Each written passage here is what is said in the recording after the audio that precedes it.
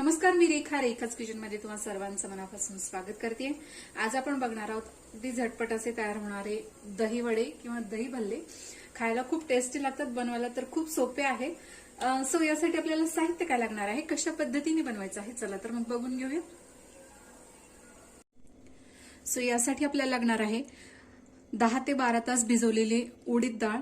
यामध्येच मी अर्धी वाटी मूग डाळ घेतलेली आहे। 2 वाट्या उडीद डाळ, अर्धी वाटी मूग डाळ। तर मी हे रात्रभर भिजवून घेतलेलं आहे। साधारण आता 10 तास झालेले आहेत। जेवढी डाळ आपण भिजवून घेतो वडे तेवढेच आतून सॉफ्ट होतात आणि छान जाळी पडते। डाळ पण खूप फेटायची गरज लागत नाही। सो अशा पद्धतीने आपण डाळ इथे भिजवून घेतलेली आहे। त्याचप्रमाणे हिरवी मिरची, जिरे, चवीनुसार मीठ, थोडीशी कोथिंबीर, किसलेलं आलं, काळं मीठ, थोडीशी साखर, हिंग, मिरची पावडर, हिरवी चटणी घेतलेली आहे। यामध्ये कोथिंबीर, पुदिना आणि हिरवी मिरची याची आपण ही चटणी तयार करून घेतली आहे। त्याप्रमाणे चिंचची चटणी, अर्धा लिटर दही। तर सर्वात आधी आपण ही उडीद डाळ जी आहे